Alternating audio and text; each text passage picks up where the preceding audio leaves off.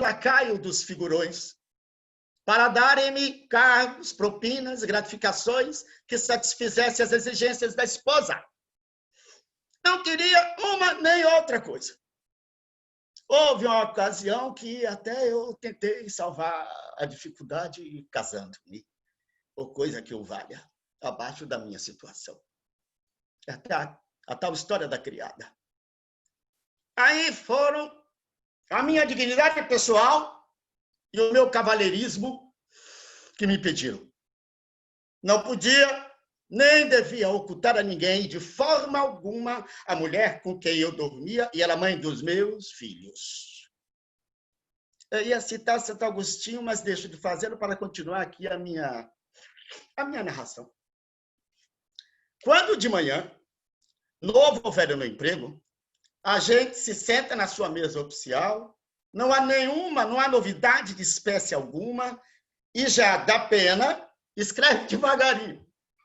Tenho a honra, etc, etc, ou republicanamente. Declaro-vos para os devidos fins, etc, etc, etc. Se não a mudança é pequena e o começo é já bem sabido. Se a mudança é pequena e o começo já é bem sabido, tenho em vistas ou na forma do disposto. Às vezes o papel oficial fica semelhante a um estranho mosaico de fórmulas e chapas. E são os mais difíceis, dos quais o Dr. Xisto Rodrigues brilhava como mestre inigualável. O Dr. Xisto já é conhecido dos senhores, mas não é dos outros gênios da Secretaria dos Cultos. Xisto é estilo antigo. Entrou honestamente, fazendo um concurso decente e sem padrinhos. Apesar da sua polícia bacharelesca e a sua limitação intelectual, merece respeito pela honestidade que põe em todos os atos de sua vida, mesmo como funcionário. Sai a hora regulamentar e entra a hora regulamentar. Não bajula, nem recebe gratificações.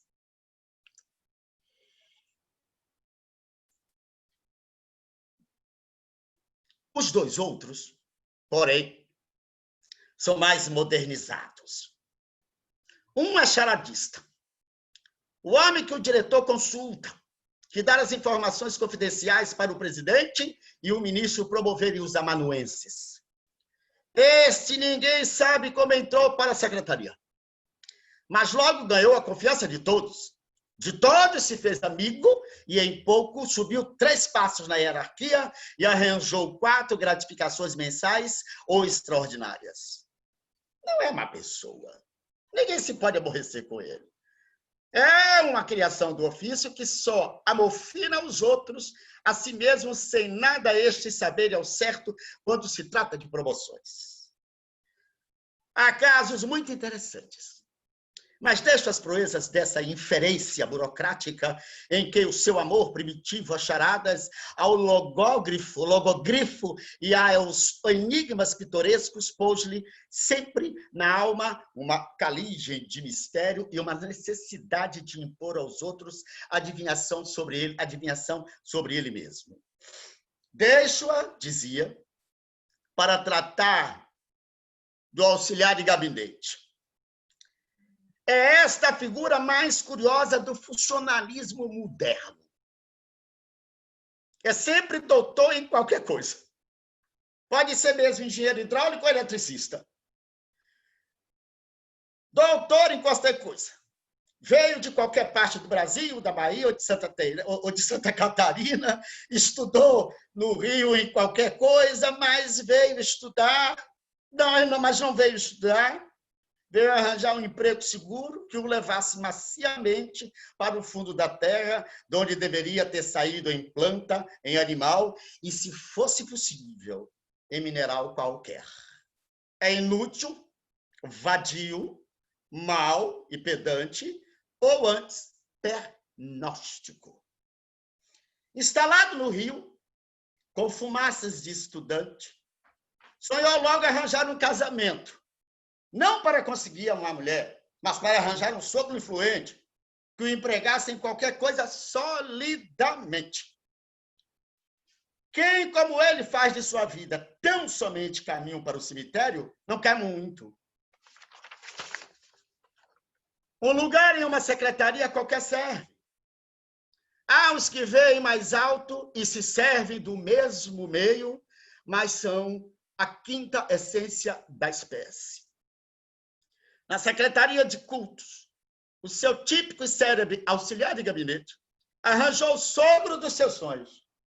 O antigo professor do seminário, pessoa muito bem relacionada com padres, frades, sacristães, irmãs de caridade, doutores em cânones, definidores, fabriqueiros, fornecedores e mais pessoal eclesiástico.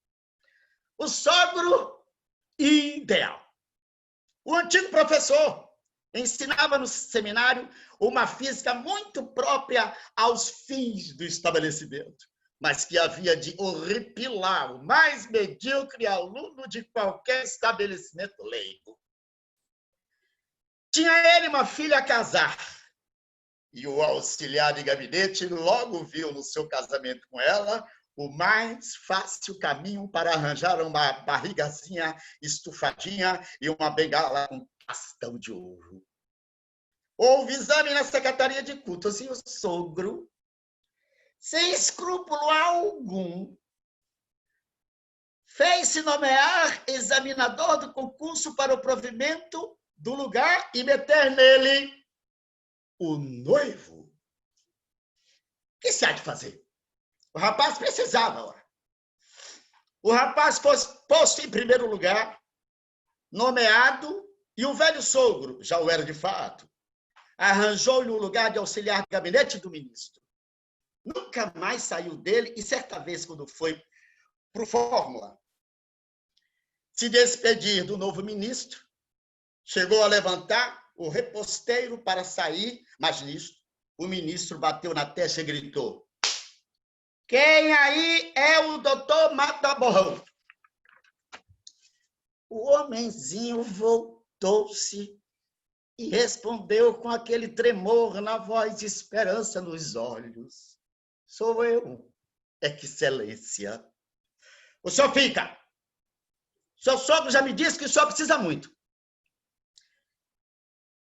É ele assim, no gabinete, entre os poderosos. Mas quando fala aos seus iguais, é de uma prosaica de Napoleão, de quem se não conhece a Josefina. A todos em que ele vê um concorrente, traiçoeiramente desacredita. É bêbado, joga, abandona a mulher, não sabe escrever, comissão, etc, etc. Adquiriu títulos literários, publicando a relação dos padroeiros das principais cidades do Brasil. E sua mulher, quando fala nele, não se esquece de dizer: como Rui Barbosa, o Chico, ou como Machado de Assis, meu marido só bebe água. Gênio doméstico e burocrático. Mata Borrão não chegará, apesar de sua maledicência interesseira, a entrar nem no inferno. A vida não é unicamente um caminho para o cemitério. É mais alguma coisa, e quem a enche assim, nem Beelzebul aceita. Seria desmoralizar o seu império. Mas a burocracia quer desses amorfos, pois ela é das criações sociais, aquela que mais atrozmente tende a anular a alma, a inteligência e os influxos naturais e físicos ao indivíduo. É um expressivo documento de seleção inversa que caracteriza toda a nossa sociedade burguesa, permitido no seu campo especial, com a anulação dos melhores da inteligência, de saber, de caráter e criação, o triunfo inexplicável de um mata-borrão por aí. Pela cópia, Brás Cubas, conforme Brás Cubas, Rio, 10 de abril de 1919. Os passados estão realmente cheios de presentes, não é? De fato. Obrigado, um beijo no coração de vocês. Espero. Eu não estou ouvindo nada. Todo mundo aplaudindo aqui. Estamos... Vários aplausos. Obrigado, amores. Muito obrigado. Espero ter feito uma boa leitura. Às vezes a gente se empolga, mas Eduardo e Lima Barreto tem também essas coisas. Ele nos deixa à vontade para subir e descer e fazer o que quiser, talvez. Muito obrigado pelo convite. Agora... Vamos, então, agora ouvir a Lília, né? Na aula que ela preparou para a gente. Obrigado, Cobrinha. E o Cobrinha vai ter que sair às 9h30, que ele tem um encontro, e talvez ele saia um pouquinho antes. Vou tentar ficar, porque eu tô... Vou tentar ficar. Obrigado. Com vocês, Lília Sharks. Agora eu tenho que compartilhar, né? Isso. Vamos nós. Bom, boa noite a todos, a todas, a todos. É uma alegria estar aqui de novo. Foi uma maravilha ouvir o Cobrinha ler essa crônica que mostra muito da verve, do estilo do Lima Barreto, né? Um autor que trabalha nas fronteiras, né? Ou seja, pode ser autobiografia, pode ser um conto, pode ser uma narrativa. Tem muito do jeito e a maneira pernóstica, irônica, que o Cobrinha leu, eu quase via Lima Barreto falando, por isso que vai ser difícil até começar essa aula, de tanto que eu fiquei imaginando o Lima Barreto. Eu vou falar um pouco de Lima Barreto, da obra e da biografia, porque nesse autor, como vocês já devem ter notado, por esse conto, crônica, até difícil definir o que é, vocês já podem ver muito de Lima Barreto. Lima Barreto está descrevendo o funcionarismo público, ele que era um amanuense, né? E que a vida inteira detestou a profissão de amanuense e contou os dias e os segundos até conseguir a sua aposentadoria. Ele também, que, enfim, tinha uma posição de burocrata enquanto amanuense, né? Vocês viram que ele chama de mata-borrão, provavelmente por uma questão de geração, vocês não sabem o que é mata-borrão. Mata-borrão era um instrumento que era utilizado, porque todo mundo usava caneta tinteira, então, para não manchar, as pessoas usavam aquele instrumento para pegar o excesso da tinta. Então, imaginem que o personagem que ele está descrevendo, ele chama de mata-borrão. Então, ou seja, que é uma pessoa que quer tirar todos os excessos, que quer deixar tudo meio direitinho, mas que não passa de um medíocre, né? Tem vários elementos da literatura de Lima Barreto, né? A brincadeira com a República o tempo todo, né? Quando ele diz, vai assinar republicanamente, porque Lima Barreto sempre disse que a República foi uma desilusão, né? Que a República foi um grande infortúnio, ele que imaginava um outro Estado, ele que imaginava inclusão e diz que a República nos entregou exclusão. Ele também brinca muito com a ideia do casamento, né? Vocês verão, ele era anarquista, era profundamente contra o casamento, ele que foi solteiro a vida toda, mas escreveu belíssimos romances sobre mulheres, ou seja, entendia como quem da alma feminina, né? Ou seja, mesmo quando não estamos falando de Clara dos Anjos, que é protagonista de um romance, o último romance que ele chegou a finalizar em 1922, mas também pensando nos personagens secundários. Sempre as mulheres são mais clarividentes, são mais espertas, mas ele era contra o casamento, porque ele achava justamente, como vocês notaram pelo conto, que o casamento era apenas um negócio, né? Um negócio entre os pares, que não era amor, não era nada disso, era um negócio burguês, né? E vocês veem também a crítica que ele fará a vida toda ao que ele chamou de bovarismo, né? Que era ele dizia que os brasileiros eram que nem Madame Bovary, né? Essa personagem de Flaubert, do escritor francês Flaubert, que sempre queria estar em outro lugar. Então, ele diz que os brasileiros são todos bovaristas, que têm mania de estrangeirismos, né? Que têm mania de serem o que não são. Eu vou voltar a esse tema na aula. E, por fim, eu queria também destacar a brincadeira dele com Rui Barbosa e Machado de Assis, né? Lima Barreto tinha uma relação... A Machado de Assis era de uma geração mais velha do que Lima Barreto.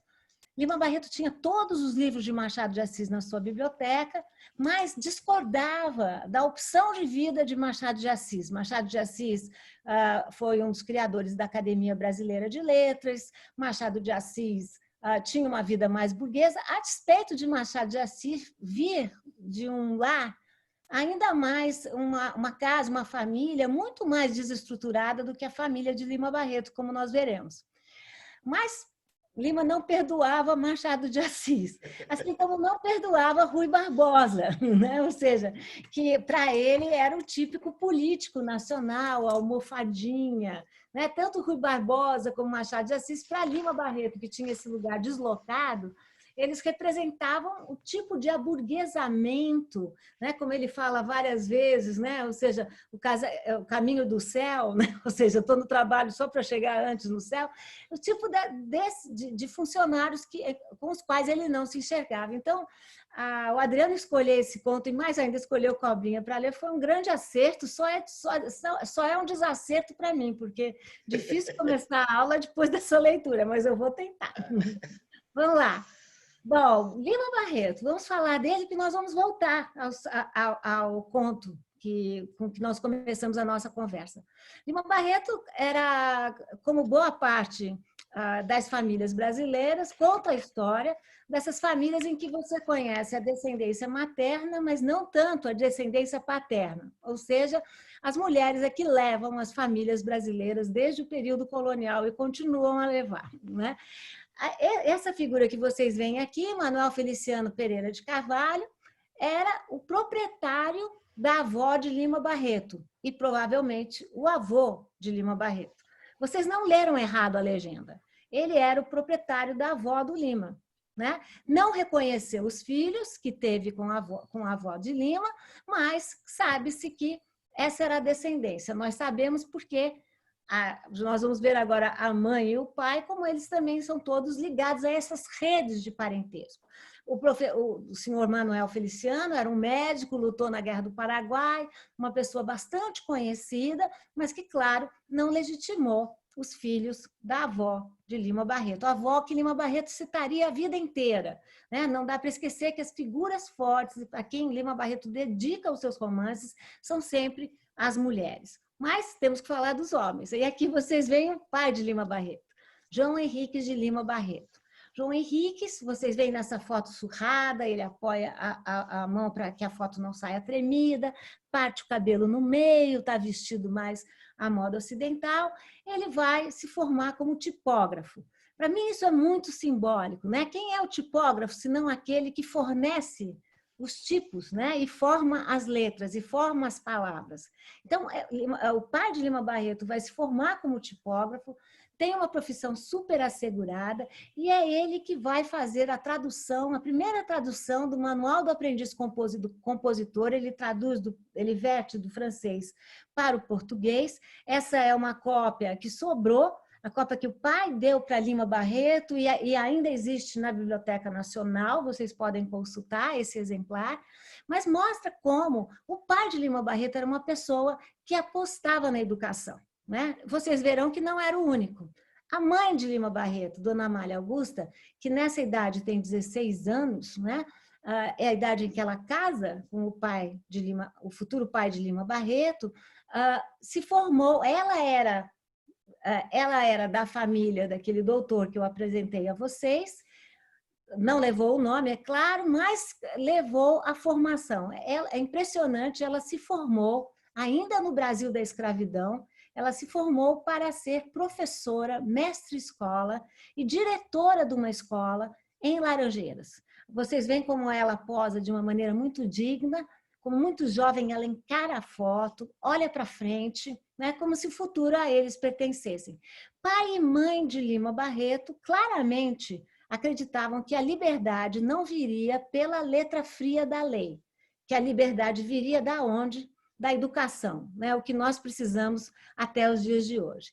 O casal Lima Barreto vai morar no bairro de Laranjeiras, que, como vocês podem ver dessa foto de época, era um bairro muito misto. Para vocês terem ideia, a princesa Isabel morava em Laranjeiras, mas também Laranjeiras tinham casebres que podiam, na verdade não eram casebres, eram casarões onde moravam várias famílias, né?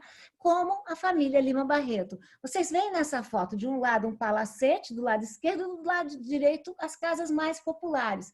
Era possível nessa época, e é nesse lugar que a mãe de Lima forma a sua escola. A mãe de Lima será uma pessoa muito sofredora, né? O casal terá um filho depois do outro. Lima Barreto não foi o primogênito de direito, mas de fato, porque antes dele faleceu um irmão mais velho. Depois de Lima, viriam mais outras 3 crianças e a cada vez a dona Amália ia ficando mais fraca, né?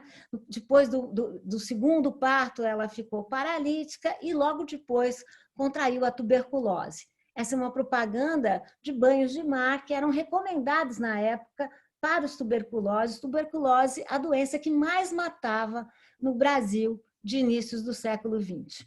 E é o que aconteceu com Dona Amália. Dona Amália ensina as primeiras letras para Lima Barreto. Lima Barreto nunca esquecerá da mãe. Na minha opinião, a figura forte das mulheres vem da mãe e vem da avó também, da avó que ele se refere a todo momento. Mas aqui é um outro colégio de Laranjeiras, não o colégio de Dona Amália, mas um colégio de elite, localizado no mesmo bairro, para vocês entenderem a importância dos pais de Lima Barreto. Mas Dona Amália falece em novembro de 1887, portanto, sem conhecer a libertação da escravidão, o final da escravidão no Brasil, que viria em maio de 1888. Dona Amália, que lutou tanto pela liberdade, pela emancipação, não conheceu esse dia formal em que foi promulgada a lei mais curta do Brasil. Ou seja, não há mais escravos a partir dessa data, ponto.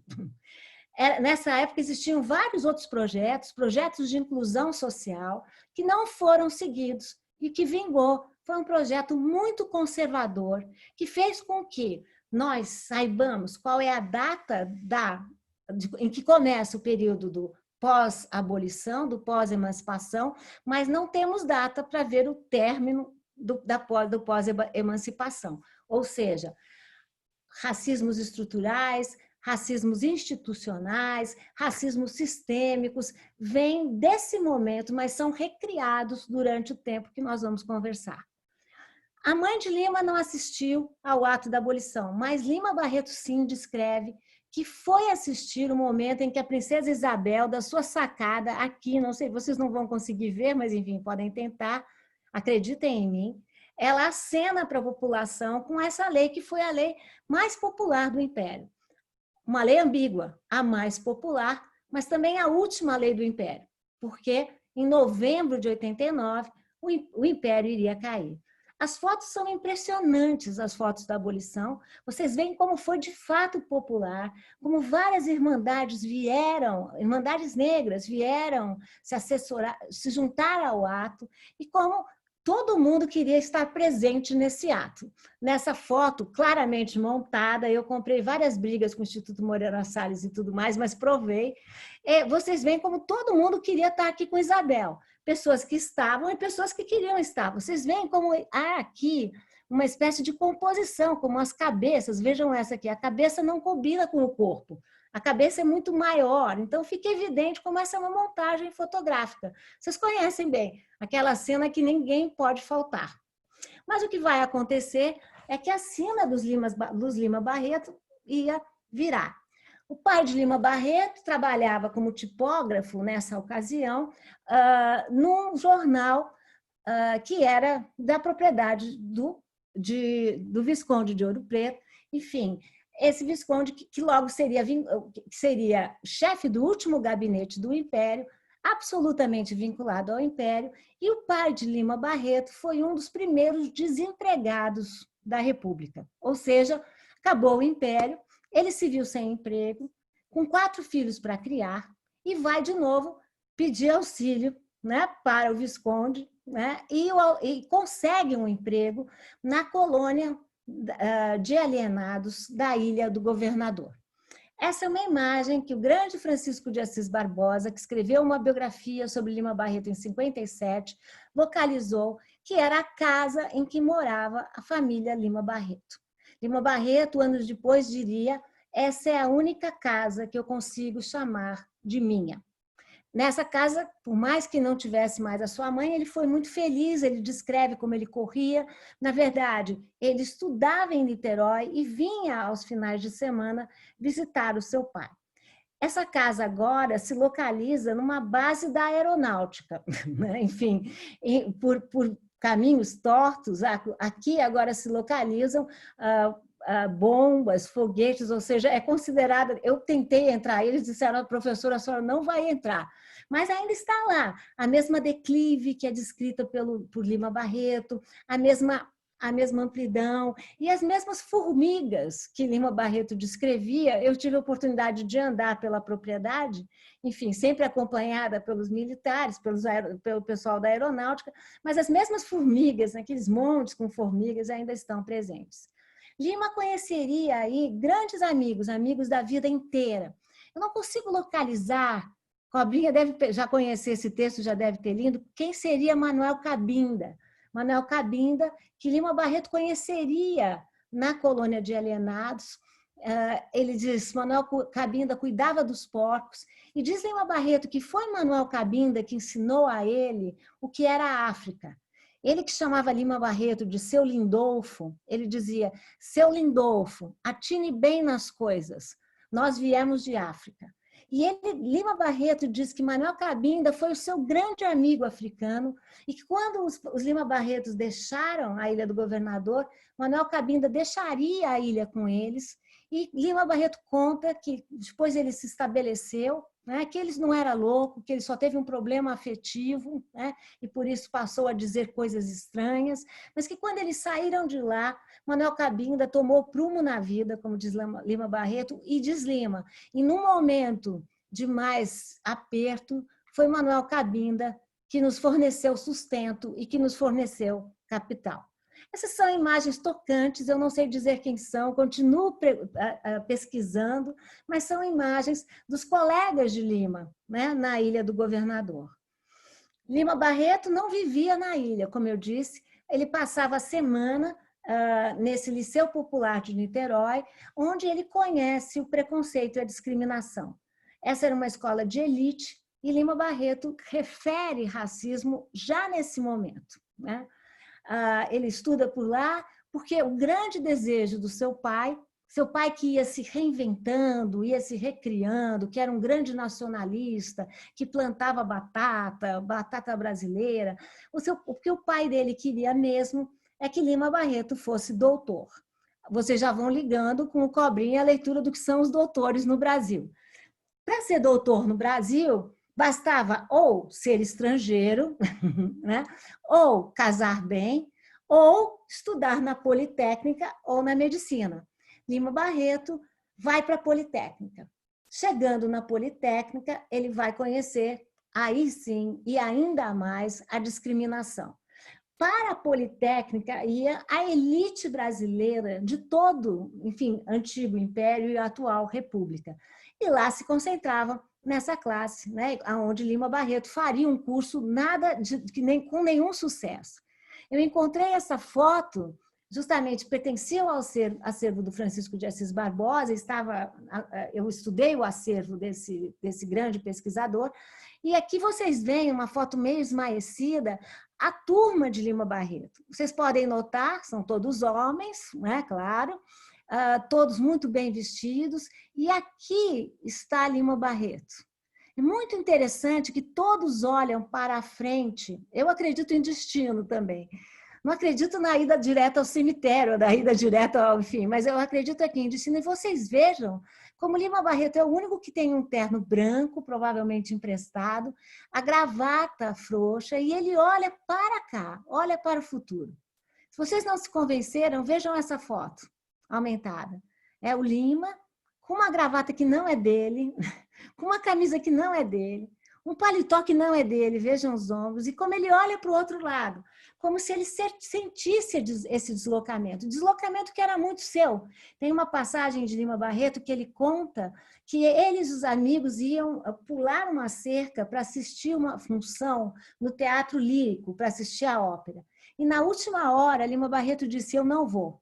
E depois, perguntado por que ele não ia, Lima Barreto disse, porque a todos vocês, meninos de boa herdança, né? Ele brincava com o português, dirão que não passava de brincadeira. A mim chamarão de ladrão de galinhas e eu serei preso.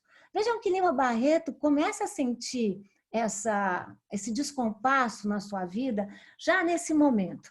Lima Barreto também constitui o seu grupo, um grupo que se reunia no Café de Java ou no Café Papagaio, eram os boêmios da Politécnica. No Café Papagaio, Lima Barreto, que gostava muito de fazer troça, de brincar, como vocês viram no texto lido pelo Cobrinha, ele dizia que todos bebiam, inclusive o papagaio que dava nome ao bar, e que nessas horas o papagaio bebia muito, ficava muito maluco, e quando ele ficava maluco, ele falava impropérios contra a República e contra todos os seus presidentes. E que um dia a polícia teria baixado lá e teria tentado prender o papagaio e que eles não permitiram.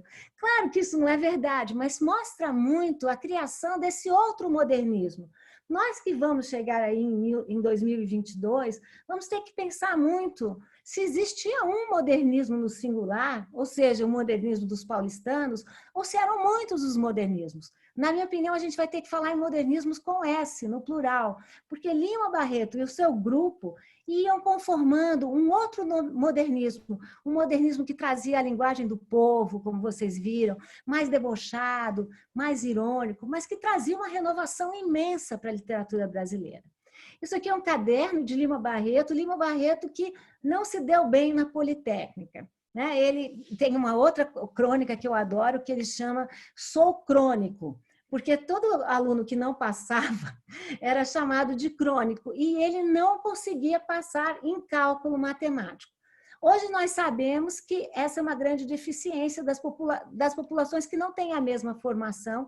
E no curso da Politécnica, quando eu lancei o livro, eu lancei na UFRJ, e os professores de matemática vieram, que me deixaram muito emocionados, dizendo que agora eles tinham uma maneira de manter os alunos cotistas, dando exatamente cursos de cálculo, cursos aonde Lima Barreto não tinha passado.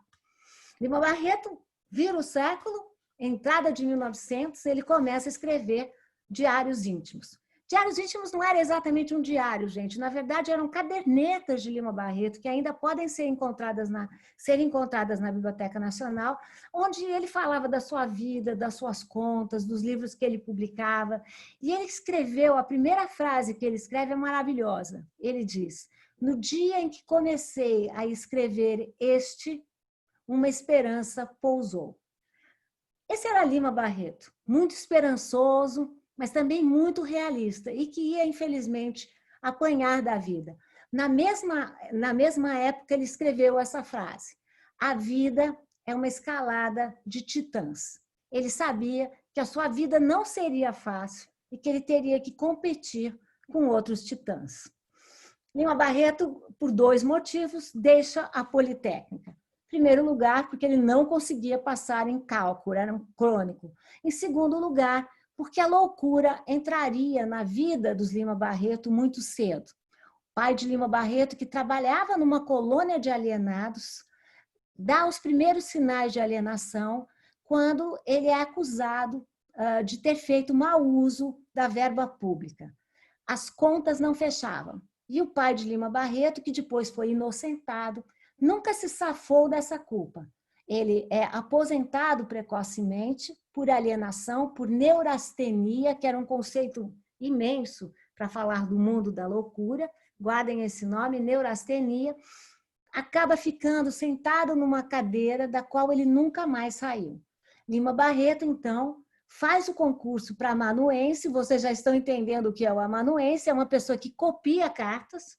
E Lima Barreto tinha uma péssima letra, tanto que existe uma outra crônica que vocês devem ler, que se chama Essa Minha Letra, em que ele faz um paralelo sensacional entre a má caligrafia que ele tinha e a situação social ambivalente que ele experimentava. Essa foto de Lima Barreto, vocês vejam como há um claro branqueamento da figura, processo que se faz crescente, que sempre se fez no Brasil. As pessoas embranqueciam, né, porque era um processo de branqueamento que não era técnico, era moral. Essa é uma foto dele. Lima Barreto, então, passa a ser um funcionário na Secretaria da Guerra. Vocês devem ter visto pela brilhante leitura do Cobrinha que ele fala da Secretaria dos Cultos. É um paralelo irônico da Secretaria da Guerra com a Secretaria dos Cultos, porque ele considerava todos uns grandes incultos, né? Lima Barreto, nessa época, também começa a se ensaiar na literatura. Vocês podem ver aqui como Lima Barreto, como ele usa as páginas do Ministério, de onde ele trabalhava, não sei se vocês estão conseguindo ler, Ministério dos Negócios da Guerra, para escrever as suas crônicas. Aqui ele está escrevendo uma crônica chamada D. João VI no Brasil. Então, ele não era nem um aluno muito bom da Politécnica, assim como não era um funcionário exemplar. Não era e nunca quis, né? Ele dizia que o seu objetivo era a literatura. Tanto que é dessa época em que ele faz uma frase premonitória, em que ele diz: ó literatura, ou me dá o que peço, ou me mata. Vocês vão ver o que vai acontecer. Lima Barreto se muda, vai morar nos subúrbios, né? Subúrbios onde vivia uma classe média de funcionários públicos. Primeiro eles se mudam para os subúrbios que queriam melhorar para a mãe, para a dona Amália, isso não funciona, mas eles ficam por lá porque os aluguéis eram mais baixos. E Lima Barreto vai tomar todo dia essa estação, essa linha aqui, que unia e separava os subúrbios do Rio de Janeiro, né? Aqui vocês têm os subúrbios, aqui vocês têm a central do Brasil. E Lima Barreto vai construir essa literatura em trânsito. Ele tomava sempre o trem de segunda... Esse aqui é um exemplo do vagão de primeira classe, mas ele tomava o vagão da segunda classe, e ele dizia que esse era o vagão operário, né? E vocês veem a coloração da população que toma esse trem. Lima Barreto dizia que tomava o vagão da segunda classe para melhor estudar, mas a gente sabe que não. Ele precisava tomar o vagão da segunda classe e ele morava aqui em Todos os Santos, um lugar parado, uma cidade cortada pelo trilho do trem. Os subúrbios eram mais ou menos valorizados em função de onde passava a linha do trem. E Lima Barreto brincava que Todos os Santos tinham escapado de Todos os Santos, né? Ou seja, que não havia mais santos nesse pacato subúrbio carioca. Mas ele vai produzir muito em Todos os Santos e vai produzir, sobretudo, na linha do trem. Era da linha do trem que ele observava as pessoas, observava os subúrbios, criticava a arquitetura bovarista dos subúrbios e ia em frente, né? Esse aqui é um documento bem interessante, porque o grupo do Lima Barreto, que se reunia no Café Papagaio, no Café de Java, vai ser um grupo que vai acabar entrando toda para trabalhar como funcionário público. E vão ser exatamente a descrição do Cobrinha. O corpo fica mais tranquilo, o coração bate mais devagar, ou seja, eles não faziam nada. Eles queriam fazer, era literatura. E eles criam uma espécie de irmandade que eles chamaram de esplendor dos amanuenses. Ou seja, ele dizia, eu faço parte desse consórcio do esplendor dos amanuenses e nós nos reunimos para falar de coisas fúteis e absolutamente desimportantes. Então vejam como Lima Barreto ele era ao mesmo tempo muito sério com a sua literatura e também não tão sério. Lima Barreto, como eu disse, não era um funcionário exemplar, ele pedia toda vez uma série de licenças, né? Ou seja, alegava reumatismo, alegava porque ele não queria trabalhar como amanuense de maneira nenhuma. Ele, ao mesmo tempo que era amanuense, vejam, trabalhava como Cobrinha leu só 5 horas, e as outras horas ele usava para quê? Para entrar, ele tentou ser jornalista, ele não foi só um literato, ele foi jornalista. Ele entrou para trabalhar no semanário da Fonfon, era o grande secretário, participa das reuniões. Isso aqui eu fiquei muito feliz quando eu descobri o Lima Barreto aqui, mas isso é mania de pesquisador, que como o Lima Barreto quase não deixou fotos, então as poucas fotos que a gente tem, a gente cultiva aqui e mantém, e ele sai da Fonfon porque diz que os artigos deles ficavam todos na gaveta e que ele não era escritor para ficar na gaveta. Cria, então, a sua própria revista, a Floreal. Era uma revista que eles escreviam em inglês, em francês, metiam o pau na República. Enfim, a revista não deu certo, durou apenas 3 números, era uma revista super cabeçuda, super textão, como vocês diriam. E Lima Barreto, quando a revista acabou, e Lima Barreto era tudo. Ele era o redator, ele era articulista, era tradutor. E quando a revista acabou, ele agradeceu aos 15 assinantes que não lhe abandonaram, não acabaram abandonando até o final da revista. Essa foi a experiência de Lima Barreto e foi onde ele publicou os primeiros capítulos do seu primeiro livro, Recordações do Escrivão Isaías Caminho. Lima Barreto tinha outros romances para publicar, quis publicar esse. Nesse livro, na primeira parte, ele faz uma crítica feroz ao racismo, né? Isaías Caminho era filho de um padre com uma liberta e os dois não se falavam, só se falavam através do menino. É também uma crítica feroz quando ele diz que o menino toma o trem para conhecer o racismo na cidade grande. Na verdade, conhece antes. Ele para, pede uma média e o dono da padaria não o atende, atende a quem? Atende ao moço do lado que era branco. E ele diz, senti naquele momento o que era a facada do racismo. Mas a segunda parte de Isaías Caminha era uma crítica terrível ao que? A imprensa. O que aconteceu?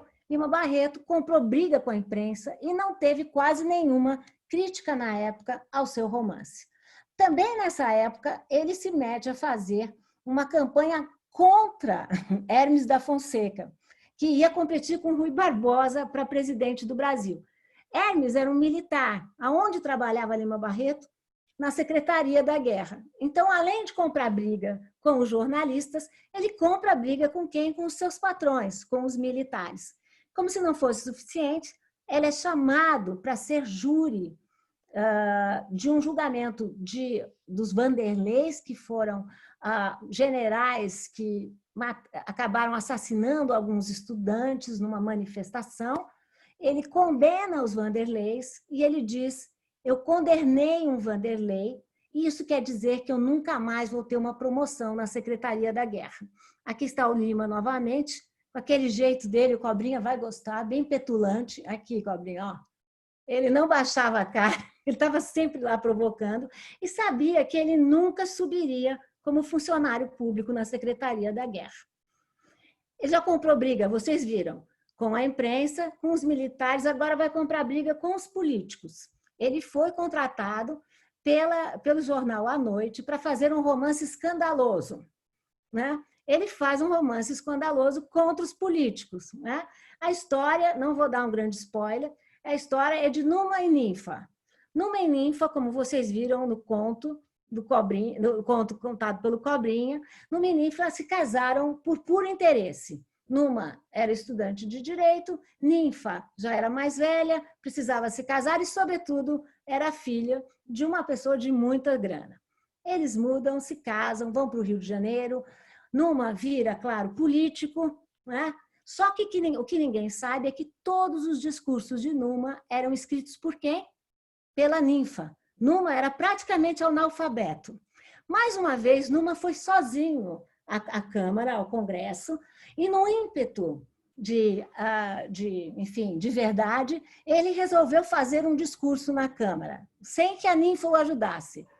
Diz Lima Barreto, foi um desastre. Numa voltou chateado. E aí voltou para casa e a Ninfa fala, Numa, vá descansar que eu vou fazer um discurso sobre a reforma agrária para você que vai ser um sucesso. Numa vai dormir e Ninfa fica trabalhando. Só fala assim, Numa, por favor, chame o meu primo para me trazer alguns livros para que eu possa pesquisar a matéria. Numa acorda no meio da noite, né, fica pensando na sua querida esposa que está escrevendo para ele, resolve pensar se deve entrar, não deve entrar, devo dar um agrado, não devo, e ele resolve olhar pelo buraco da fechadura. E quem ele vê? Ninfa, a sua querida esposa, aos beijos com quem? Com o seu primo, que na verdade era quem escrevia os discursos para a ninfa. Nisso, Numa pensa, devo entrar? Não devo entrar? Vou? Não vou? E acaba dizendo, não, em nome da nação, deixo a porta fechada. Vejam que isso era Lima Barreto, ou seja, que nação é essa?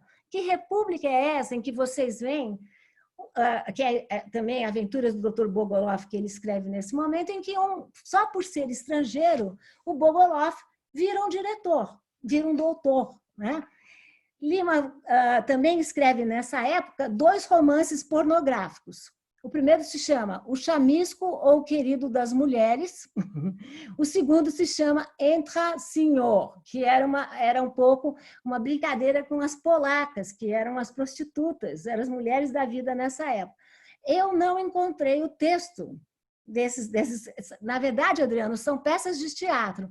Quem descobrir, por favor, me conte, porque eu estou louca para ler essas 2 peças pornográficas de Lima Barreto. Bom, ele escreve uma série de contos, esse é um dos que foi, que é um exemplo do bovarismo, é o conto do Miss Edith e seu tio, que na verdade é a história de um casal de estrangeiros que diziam que eram tio e sobrinha, na verdade não eram, na verdade eram amantes, e mais uma vez lá está Lima Barreto fazendo troça dos estrangeiros e fazendo traços, sobretudo dos brasileiros que vivem de amar os estrangeiros. Lima Barreto andava assim até que em 1914 ele é internado pela primeira vez. Muita gente usa essa foto na capa de livro, eu não uso, porque Lima Barreto mesmo diz que quando ele tirou essa foto, ele estava sequestrado. Nessa época, não se fazia muita diferença no mundo da loucura, tudo era neurastenia, né? E Lima Barreto havia sido internado ele estava ébrio, ele tinha bebido demais. E quando Lima Barreto bebia demais, como a bebida já estava fazendo estrago no seu corpo, ele via coisas, ele via animais e ele ficava particularmente agressivo. Então, quando ele foi internado na seção Pandemônio, né? Olha o nome, Todos os Demônios, né? Ele não sabia muito bem de si, não conhecia muito bem da sua estrutura, tanto que o profissional que anotou o seu nome e a sua condição, escreveu que ele se dizia literato, né? Se dizia, no mundo da loucura, todo mundo diz tanta coisa, e quando foi anotar a cor de Lima Barreto, ele escreveu pardo, porque escreveu branco, porque é funcionário público. Vejam a relação entre a cor e a profissão. Se ele era funcionário público, ele tinha que ser branco. Justo ele, Lima Barreto, que sempre tematizou a questão do racismo nas suas obras. Justo ele, Lima Barreto, que conhecia tudo sobre o darwinismo racial, que eram as teorias deterministas dessa época, que estabeleciam que entre negros e brancos existiria uma diferença essencial e abismal. Ele que era um crítico dessas teorias, ele que advogava a ideia de que ninguém era degenerado ou perverso por ser mestiço, né? E essas são fotos do acervo de Lima Barreto que mostram como as raças mistas são raças degeneradas. Lima Barreto que sempre questionou a realidade manicomial. Lima Barreto que dizia que no manicômio todos eram negros como ele, que o manicômio era um grande cemitério, que era o cemitério dos vivos, como nós já vamos conversar sobre isso. Justo ele, né? Lima Barreto, que quando recobrou a consciência, ganhou papel e lápis e começou a escrever o seu diário do hospício e brincou dizendo que no manicômio o melhor era a vista, né? Porque você podia ver a vista não o corcovado, mas do pão de açúcar. Esses são os colegas de Lima Barreto que eu ando estudando. Lima Barreto descreve no seu diário, um a um, os seus colegas e mostra como todos eram tratados na base do ópio e todos eram rapidamente liberados, sobretudo aqueles alcoolizados. E Lima Barreto volta para a vida e produz o seu grande romance, Triste Fim de Policarpo Quaresma. Policarpo Quaresma é o nosso Dom Quixote nacional. Policarpo Quaresma é um livro que todos devem ler. É um livro que faz uma crítica feroz aos patriotismos fáceis. E o Adriano falou que não era para eu falar do presente, então não vou falar. Mas faz uma crítica feroz a essa patriotada que nos tomou durante o 7 de setembro. E para mim... Por favor, fale do presente. Não, você está livre para falar e deve falar nesse Então, liberou agora. Policarpo Quaresma era o pai de Lima Barreto, né? Essa pessoa nacionalista que se reinventava, mas que não dava certo. O mundo não daria certo para eles, né? Lima Barreto escreve no seu diário nessa época: Policarpo Quaresma, ideia que mata, a decepção, o pessimismo. Porque Lima Barreto, aquele Lima Barreto que escreveu no começo de 1900, né? Quando comecei a escrever este diário, Uma Esperança Pousou, ia caindo, né? Ia caindo de degrau em degrau, ia tentando, mas não ia conseguindo. Esse é o ex-libris da grande biblioteca de Lima Barreto. Eram mais de 600 livros, livros totalmente catalogados. Eu pude descrever ponto a ponto onde ficava cada um deles, e que era a biblioteca de quem?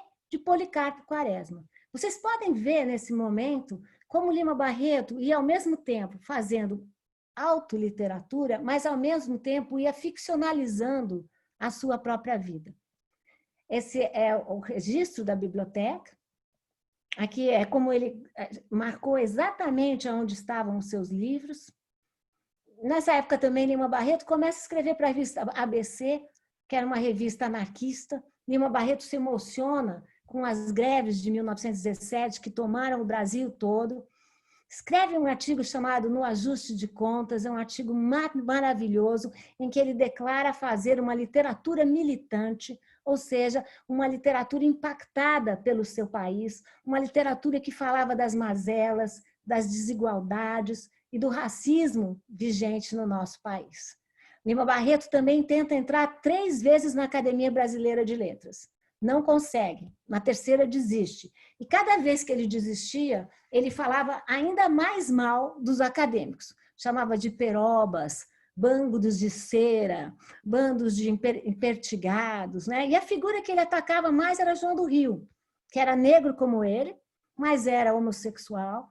E, infelizmente, Lima Barreto, quem faz uma biografia não tem compromisso, não é nem advogado de defesa, nem promotor. A gente tem que falar dos documentos. E Lima Barreto, nesse momento, ele falhou, porque ele foi muito preconceituoso, né, contra a homossexualidade de João do Rio. Se vocês quiserem, a gente conversa mais depois.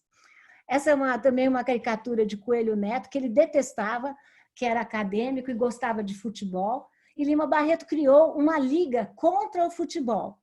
Imagina, não deu muito certo, só existiram 3 associados, mas ele era contra o futebol porque ele achava que o futebol era o quê?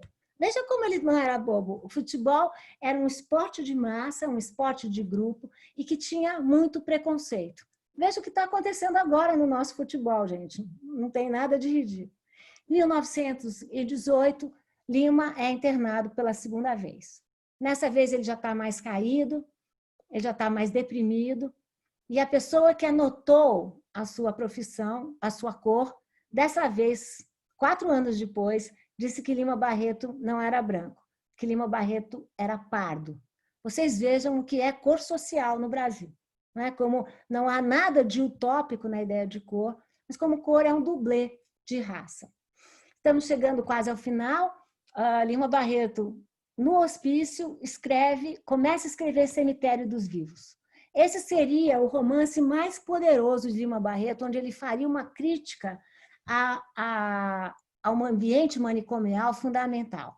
Mas ele já estava muito tomado. Tanto que, não sei se vocês conseguem ver, esse é o original do Cemitério dos Vivos, e Lima Barreto começa a escrever o nome do personagem, Flamínio, mas erra e escreve aqui, não sei se vocês conseguem ler, Lima Barreto. Portanto, ele já estava misturando o que era ficção com o que era não ficção. Uma última caricatura de Lima Barreto, em que ele aparece como um malandro carioca, coisa que ele não era, ele não se vestia dessa maneira. Lima Barreto publica em 22, por conta de Monteiro Lobato, 21, Vida e Morte de Gonzaga de Sá, o romance mais adulto, o romance em que Lima Barreto, vocês acreditem ou não, descreve a sua morte. Ele descreve a morte de Gonzaga de Sá, que vivia nos subúrbios, que foi levado no seu caixão até o cemitério de Botafogo, e ele diz: Gonzaga de Sá não sabia morrer. Lima Barreto também não sabia morrer. Essa é uma carta de Lima Barreto para Monteiro Lobato que ajudou a publicar. E vejam a consciência de negritude do Lima Barreto. Monteiro Lobato o procura, não o encontra, e ele responde assim para Monteiro Lobato: eu não sou quilombola, não. Ou seja, estamos em 1920 e Lima Barreto já faz esse tipo de referência. Em 2020, Lima Barreto faz uma última tentativa de não mais beber. É levado pelo seu médico, Ranulfo Prata, a Mirassol. Ele vai muito bem, até que o convidam para dar uma palestra. Ele não aguentava isso, ele dizia que não era bom de palestra, e ele é encontrado numa sarjeta de Mirassol, totalmente ébrio, nunca deu essa palestra, mas escreveu a palestra. Chamava-se O Destino da Literatura, que acabou sendo uma espécie de testamento de Lima Barreto, em que ele diz que o literato que é literato tem que se doer pelas dores de Napoleão e também pelas mágoas e pelos traumas das populações pobres e destituídas do Brasil. Ele nunca leu esse discurso, mas ele não existe, vocês podem procurar na internet, é uma maravilha. Essa é uma receita para Lima Barreto se curar da bebida. Um médico a que eu consultei disse que curar de bebida não curava, mas matava Lima Barreto. E o que vai acontecer é que Lima Barreto foi visto pela última vez no Rio de Janeiro em 1922, no centenário da independência. Lima Barreto não gostou nada do que viu e falou: os cariocas estão atacados por uma doença profunda que se chama patriotada. Vejam que nós também estamos atacados por essa doença.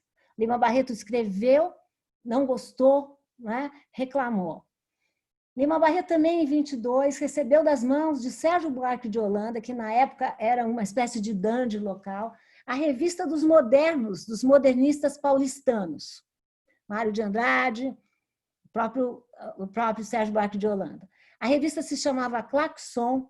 Lima Barreto, que era muito empedernido, falou que não gostou do nome da revista, que a revista, o Claxon para ele lembrava buzina, que buzina lembrava carro, que carro lembrava bovarismo e estrangeirismo, e ele mete o pau na revista e depois termina daquele jeito Lima Barreto: não, mas eu desejo grande sorte a vocês, meninos.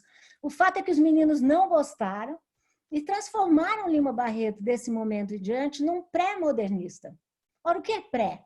Pré é aquele que não foi e aquele que não será.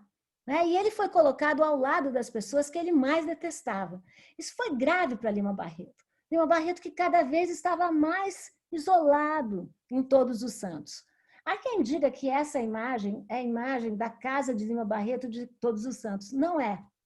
Essa é uma imaginação de Lima Barreto. Ele diz: essa será a minha casa.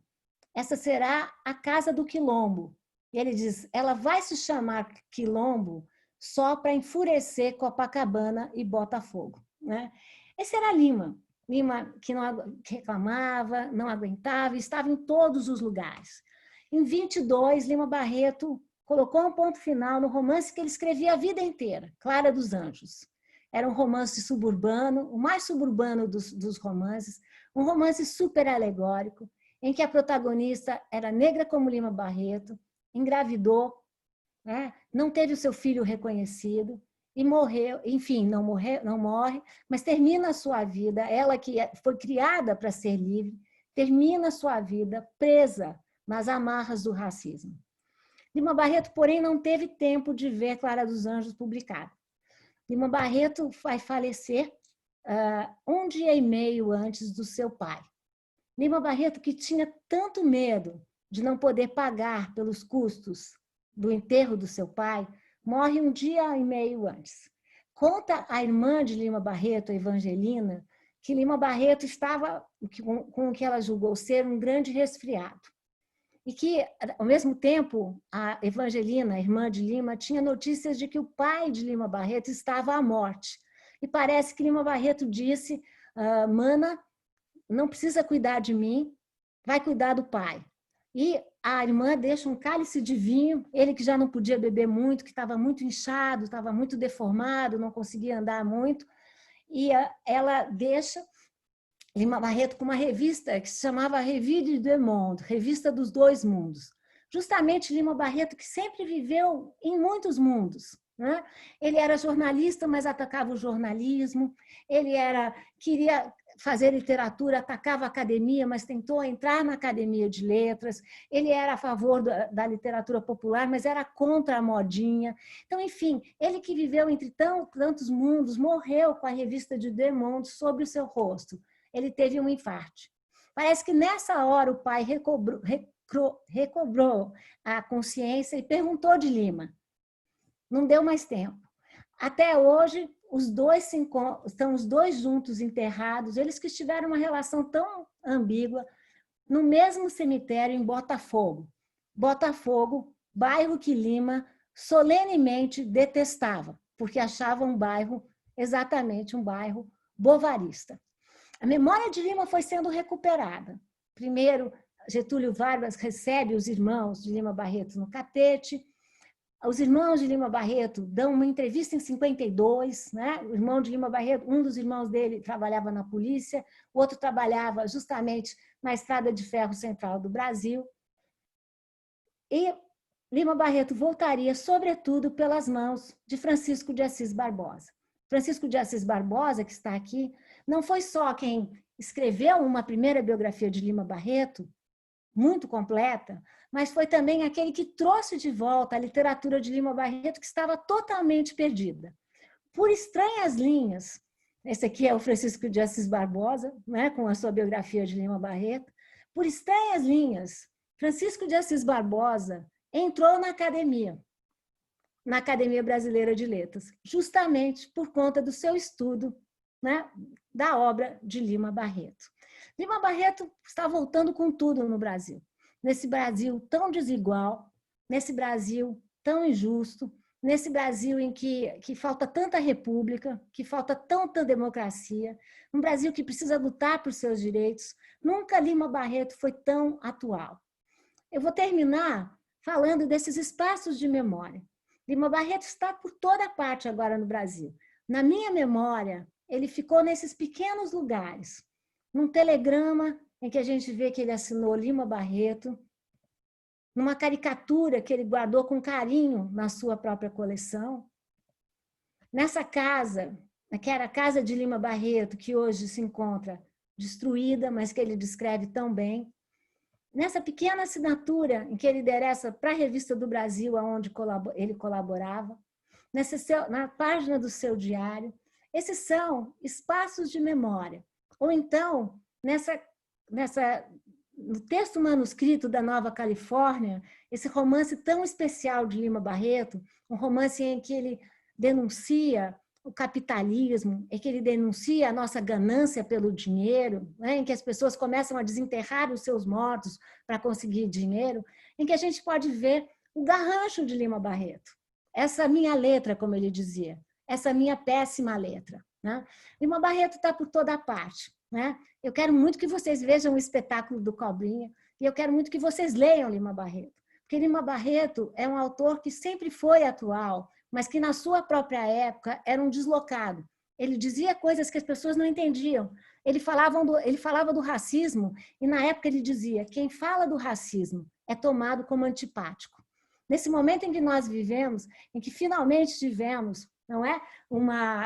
Finalmente no Brasil a questão racial começa a aparecer, que tivemos agora uma coalizão negra por direitos, que mostrou como não existirá democracia enquanto tivermos racismo no Brasil, é preciso que vocês leiam Lima Barreto, é preciso que vocês consumam Lima Barreto, e que vocês entendam que a boa literatura não tem data de validade, né? E nem passa por qualquer processo de esgotamento. Muito obrigada. Nós que agradecemos, maravilhosa como sempre a aula. Cobrinha tem uma provocação aí, né, Cobrinha? Porque ele pensa assim, ele tem uma relação, ele fala de uma relação bem interessante aí que você até passou aí, né, do conto que ele leu com um romance aí. Mas, Cobrinha, a palavra é sua para começar o debate, antes que você tenha que ir.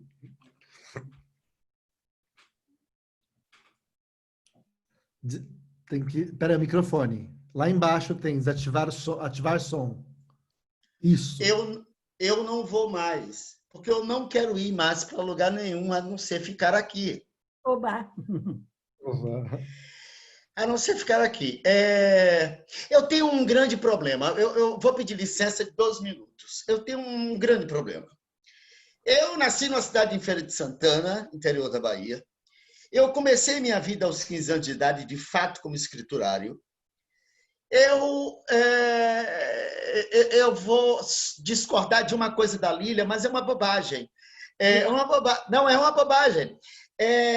Eu nasci em 1956 e eu digo a todo mundo que essa obra do Dr. Francisco é de 1956, mesmo que seja 57, eu vou continuar dizendo que é no ano que eu nasci.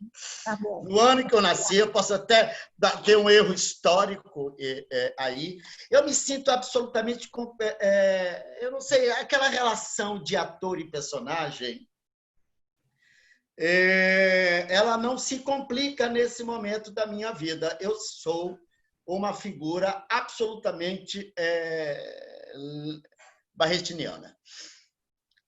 A descrição da morte de Lima Barreto, quando eu estava na minha pesquisa do espetáculo, eu estava na minha cama aqui em Santa Teresa, aonde ele veio aos 6 anos de idade por conta da doença da mãe.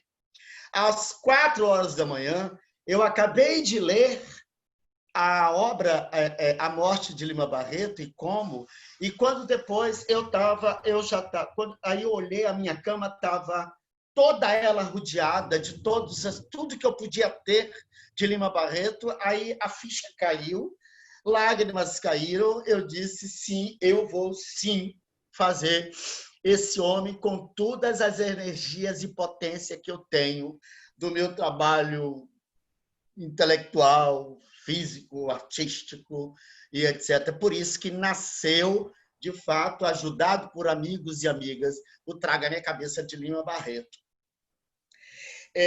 Agora, eu não tenho uma grande provocação, eu tenho uma coisa muito gostosa.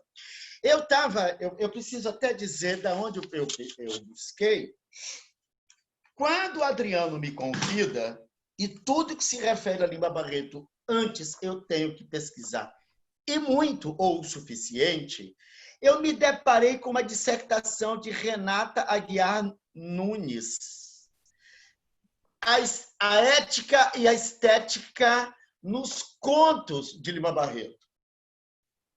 E aí que eu vi, aí que eu percebi isso que esse homem maravilhoso faz. Ele cria uma obra e ele vai, na verdade, ele não dá fim à obra. Seja uma obra de romance, seja uma crônica, seja um conto. Ele entrelaça tudo isso. Uhum. Vida e Morte de Gonzaga é intimamente ligado ao conto. Ao conto. É isso que só queria te perguntar uma coisa, se você tem outras referências de quando, dentro dessa obra, aí é que ele se torna realmente gigante para mim. Para mim é assim, um desenho, ele começa a escrever até o final e ele entrelaça tudo. Ele tem um domínio absoluto de tudo que ele falou, escreveu, de todas as coisas. Aí ele tem uma facilidade também, até por isso, de entrelaçar seus personagens, de colocar seu pai dentro do Policarpo. Gente, eu vou agora mudar para o mato. Eu vou ser o Policarpo no mato. Eu quero criar galinha, eu quero plantar laranja, eu quero tudo isso, Policarpo. O que vai ser de mim, eu não sei. Mas por uma questão econômica, eu vou para o mato e quero criar galinha. Isso tudo me surgiu, eu não busquei Lima Barreto. Lima Barreto veio. Mas o que mais me interessa agora, de estar com você e estar com esse time e ter esses alunos, é essa coisa mesmo, que dentro do pensamento, dentro da literatura, dentro da obra desse homem, ele conseguiu, durante todo o período de vida dele, entrelaçar tudo politicamente, técnica de escrita.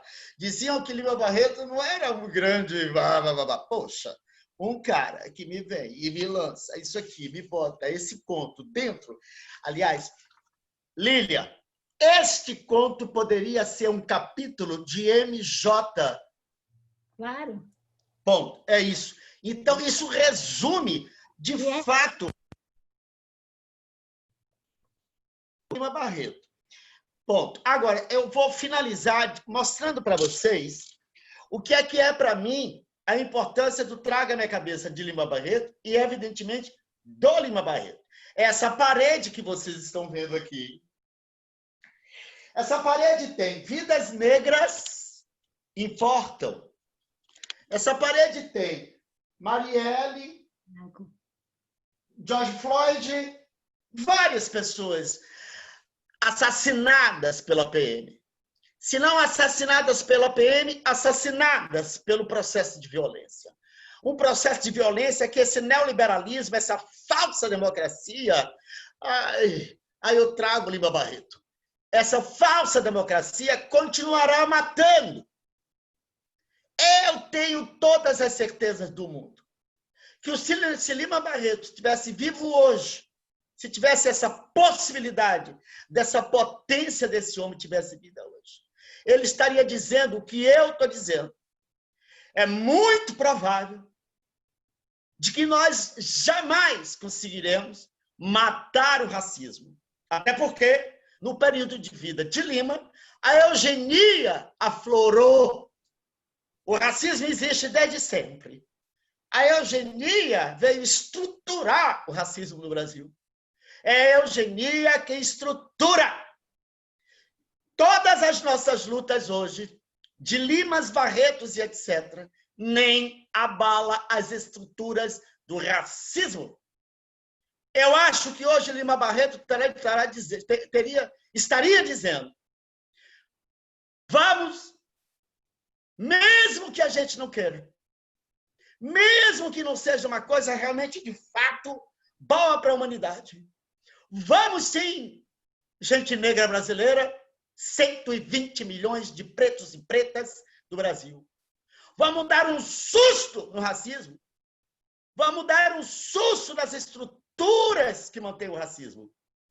Não com literatura tão somente, não com peça de teatro, não com letra de música, não basta mais.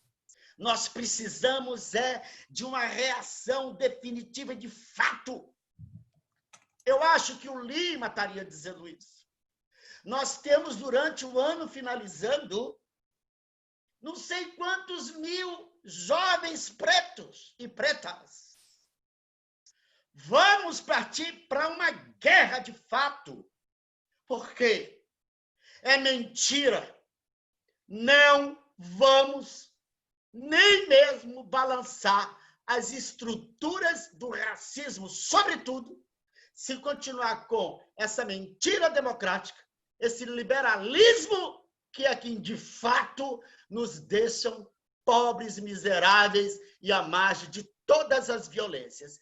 Esse é o meu sentimento desse homem que eu, desde 2009, absorvo. Eu acho que esse grito, esse homem daria, se não no teatro, na sua literatura, se não no seu pensamento fluido.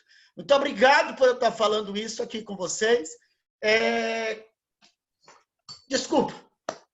Nós que agradecemos. Obrigado por tudo. E essa aula e todos vocês aí, os alunos, espero que vocês assistam Traga Minha Cabeça de Lima Barreto daqui a pouco. Porque a eugenia continua, o racismo continua, e a pandemia, nós temos um exemplo da época, Lilian, a febre espanhola, né? Espanhola. Obrigado, gente. Desculpa aí as emoções, mas ele me provoca isso. Muito lindo. Acho que é maravilhoso ser disso, porque durante muito tempo o Lima Barreto foi... Eu estudo Lima Barreto desde que... Eu diria que desde que eu comecei a dar aula na USP, que eu sempre dei um seminário sobre o Diário de Lima Barreto. E é um autor que toma a gente mesmo. E é impressionante como ele... Uma das pechas que caíram sobre ele era que Lima Barreto era um autor que não terminava bem os seus textos. Como você pode dizer isso de um autor, por exemplo, que escreveu a vida inteira Clara dos Anjos? E o que é bem interessante, Cobrinha, que você vai gostar de ver, que grandes... Por exemplo, numa e a Ninfa, você tem conto e você tem um romance. A impressão que dá é que ele fazia o argumento pequeno, depois ele desenvolvia. Clara dos Anjos, você tem conto e tem um romance. Gonzaga de Sá, os 3 gênios da secretaria trabalham aonde? Na Secretaria dos Cultos. Aonde trabalha Gonzaga de Sá? Na Secretaria... é o mesmo narrador. É o mesmo narrador. Ele começa falando... É o mesmo narrador, é o mesmíssimo narrador. Então, o que é bonito na obra de Lima Barreto é como ela vai, de fato, interseccionando. E é interessante a gente pensar como Lima Barreto pegava várias causas, que são causas nossas atuais, e trazia. Por exemplo, racismo. Francisco de Assis Barbosa não estudou porque essas são questões nossas atualmente. Mas a questão do racismo, por que eu pude fazer uma outra biografia? Porque, na minha opinião, a questão do racismo atravessa toda a obra e toda a vida de Lima Barreto. Lima Barreto foi... assim, os grandes personagens de Lima Barreto são negros. As questões do racismo aparecem em todas as obras. No diário, ele fala o tempo todo, ele faz frases do tipo: fui chamada por uma recepção na Embaixada do Chile. A ninguém pediram documentos, a mim pediram, me chateei. Esse é o Lima Barreto. A questão do racismo não é uma questão secundária. É uma questão essencial, não é uma questão que você pode atrasar. É uma questão do momento. A questão de gênero. Lima Barreto escreveu uma seção incrível, teve esse problema todo com as feministas. Veja o que ele dizia. Ele dizia que o feminismo da época era um feminismo de elite e que não interessava, aquele feminismo não era feminismo das negras, das mulheres negras. Veja o que estão dizendo, o feminismo negro hoje. Ele escreve uma seção toda chamada Não as Matem, que era pedindo, clamando contra o feminicídio. E, gente, o feminicídio, o termo feminicídio só entrou no Brasil em 2015. E Lima Barreto tinha coluna contra o feminicídio em 1919. Lima Barreto também tinha uma questão de região. A gente discute tanto essa questão do Sudeste. Eu ando querendo chamar o pessoal do Sudeste de sudestino.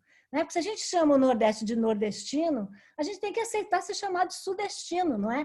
Lima Barreto já falava disso. Lima Barreto empurrou, Cobrinha sabe dizer mais que eu, porque ele empurrou a linha do Rio de Janeiro.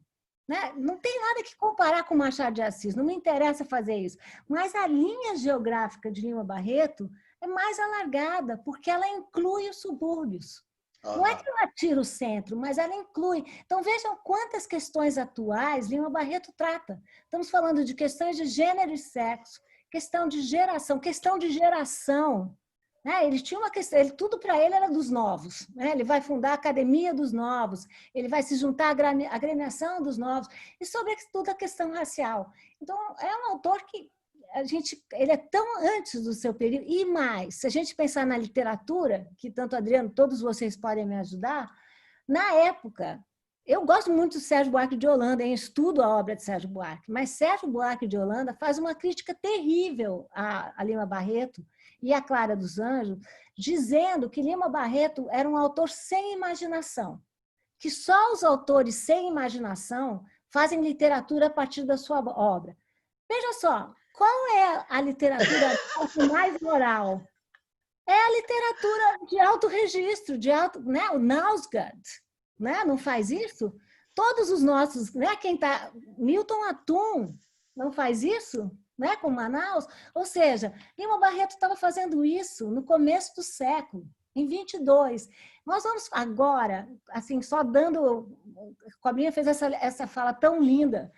A gente vai chegar aqui em 2022, bicentenário da independência do Brasil.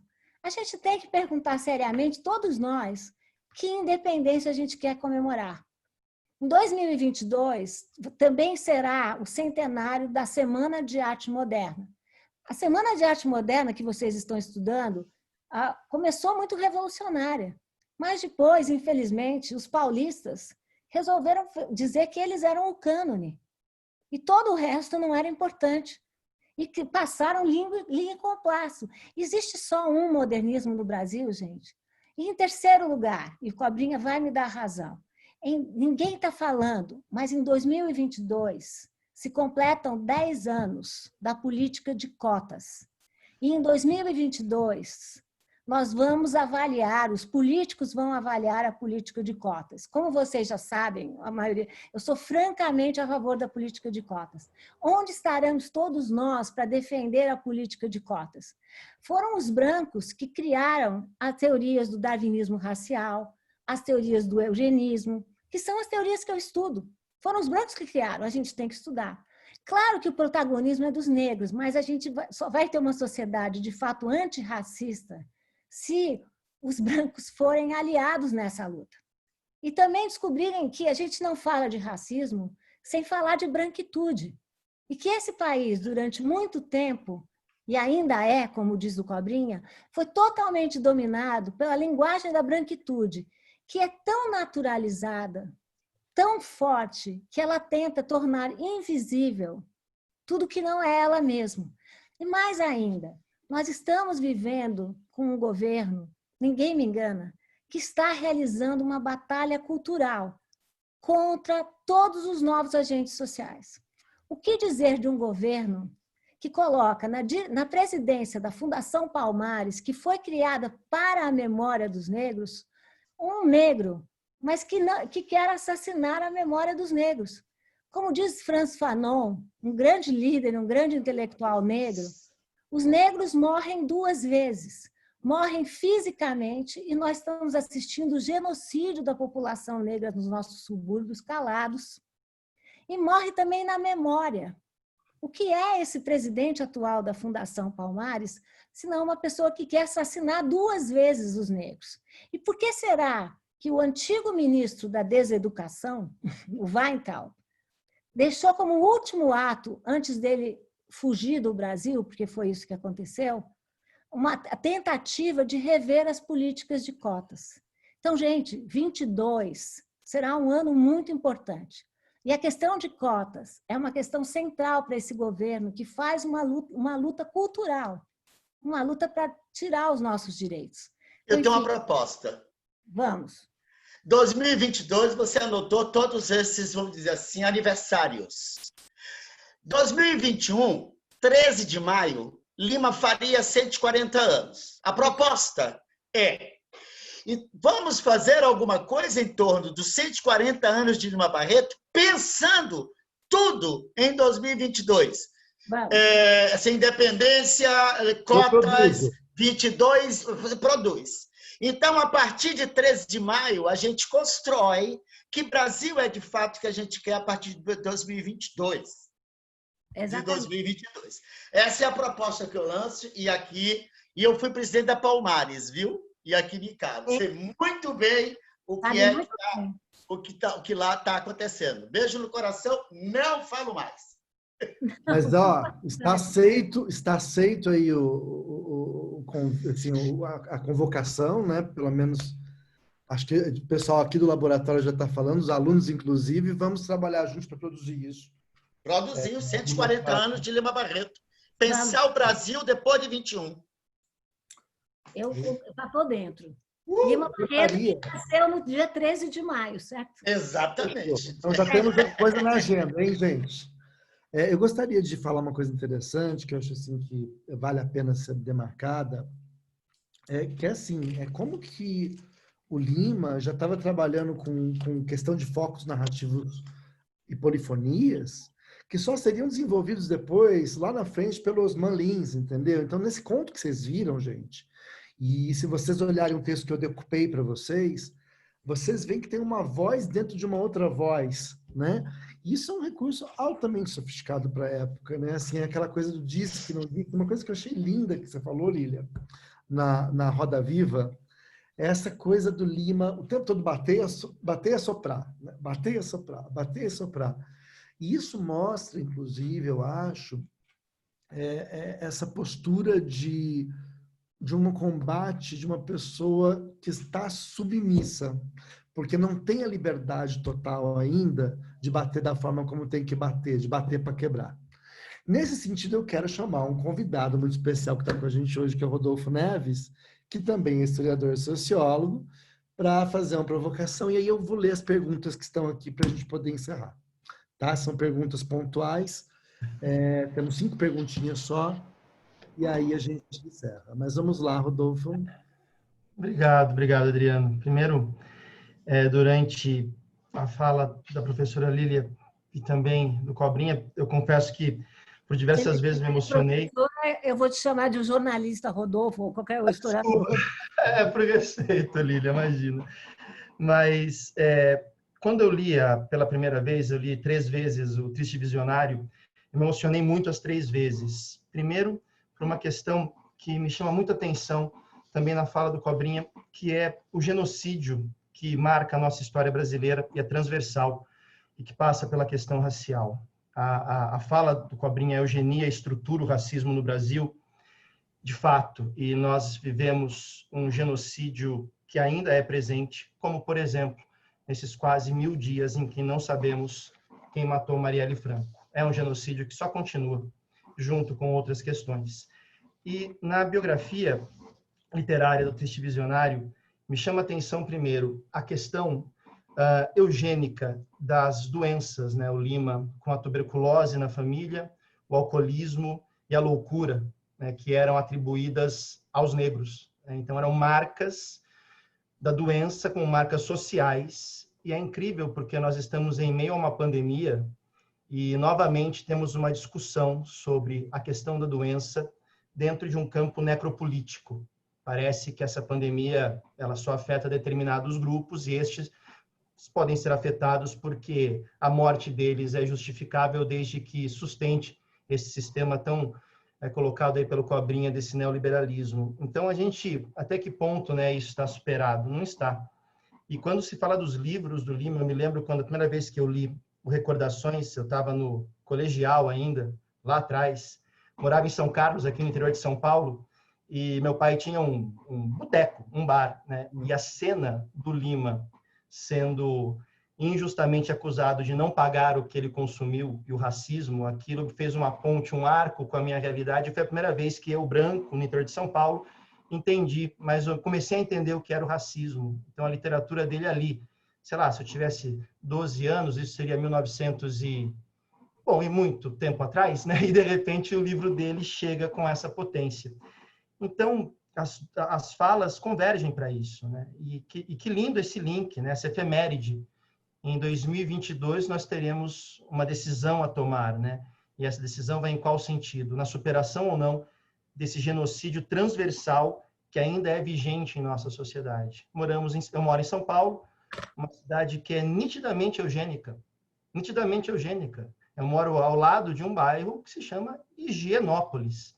E eu vim de um chamado Heliópolis, do sol à higiene.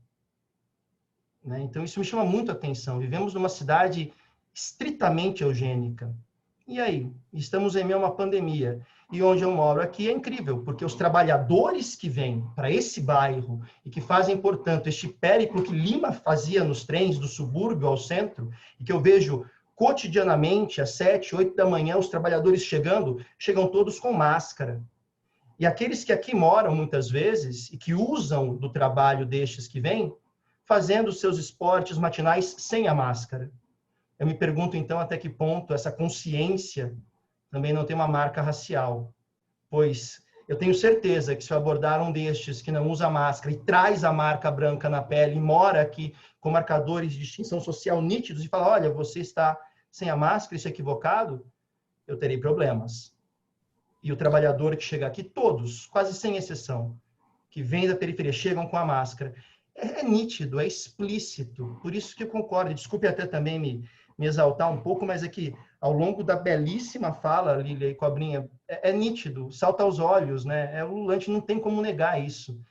E essa provocação, Rodolfo, que a Lília faz, visionário, né? essa provocação que ela faz da branquitude, que você tem feito ultimamente, Lília, eu acho que ela é muito complexa, porque, por exemplo, eu não sou branco. Eu sou filho de chinês e sou filho de uma ítalo-judia, né? Não sou branco. Mas a gente coloca nessa questão da branquitude assim, uma certa condensamento que muitas vezes acaba colocando pessoas que não são dessa identidade, né, num pacote só. Então, assim, essa branquitude também é múltipla. E mais, ela esconde também outros traços, né, que também são vítimas de umas... Não igual dos negros, não é igual aos dos negros. Igual dos negros não existe. Mas assim, eu vejo que, na verdade, é uma dinâmica muito perversa. Né? Então, olha, perguntas. Em quais livros o Lima Barreto fala sobre o feminismo, Lília? Que assim que você sugerir para as meninas que querem ler mais um pouquinho. Eu acho que tem que pegar essa coluna que se chama Não As Matem e tem que pegar na transversal todos os personagens femininos, né? A afilhada de Policarpo Quaresma e a Clara dos Anjos, né? Eu acho que por aí vocês vão. Tá. Segundo, Lília, esse mesmo Colégio Politécnico do Rio de Janeiro tem alguma relação com o livro Ateneu, que descreve essa mesma face do funcionalismo da República? Inclusive, o Colégio Abílio, que eu mostrei a imagem em Laranjeiras, é o colégio do Ateneu. E é a mesma Politécnica. É sempre esse mesmo ambiente, esse ambiente muito elitista, é exatamente a mesma Politécnica. O Augusto Marques pergunta, o Lima estava desempregado na segunda internação e por isso ele foi descrito como pardo?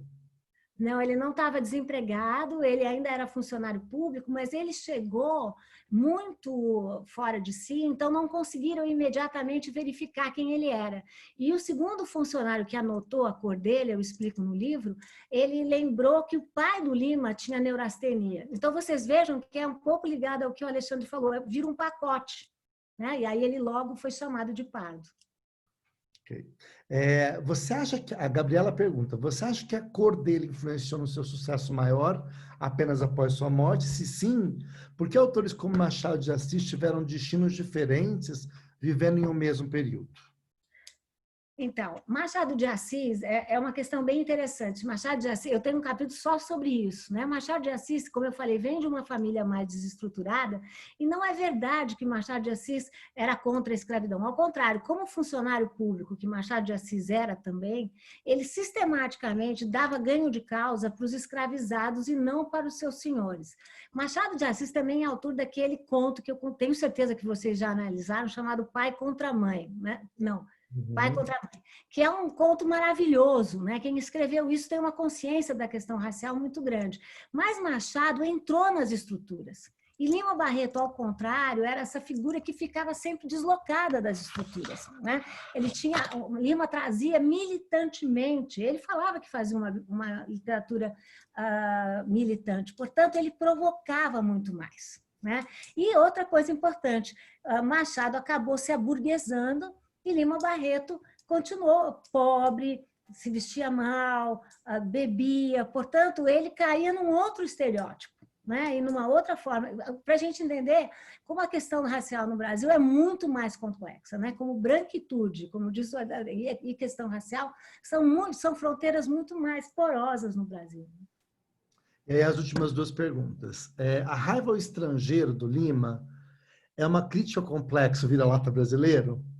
O modo como o brasileiro desvaloriza o brasileiro em todas as áreas da sua sociedade, né? E a última era por que o Lima seria contra a República? Quais seriam os argumentos que ele utilizaria? Eu vou achar o contra. Bom, vira-lata, totalmente correto. O Lima Barreto era contra esse nosso complexo de vira-lata, essa mania que nós temos de querer ser uma outra coisa, totalmente correto, né? Isso que ele chama de bovarismos. E a questão vou falar da República já, vou terminar com ela, mas antes disso eu queria comentar alguma coisa em relação ao que o Adriano falou, em relação ao que o Rodolfo falou. A questão da morte, e também o Cobrinha. Cobrinha, quando eu escrevi o meu capítulo sobre a morte, eu chorei tanto, foi o capítulo mais triste que eu já escrevi. E o meu filho, que é uma pessoa muito... Ele virou para mim e falou, mãe, por que você está chorando? Eu falei, porque eu acabei de matar o Lima. Ele falou, mas você já sabia que ele ia morrer. Então, essa coisa de como você escreve uma biografia, você entra no corpo do outro, é uma coisa muito impressionante. Gripe espanhola, que Cobrinha citou também. Lima Barreto não escreveu sobre a gripe espanhola. E ele é provocado pelo Monteiro Lobato, que fala para ele, tu não vai escrever sobre a gripe espanhola? E ele responde, não, eu prefiro escrever sobre carnaval. Bem o Lima Barreto. O que é interessante para a gente pensar, quer dizer, essa coisa do lugar da morte, né? Que é um lugar fundamental na obra de Lima Barreto também. Quem descreve a morte, como ele faz no Gonzaga de Sá, se vocês puderem ler só a morte, já é uma coisa, quem entende.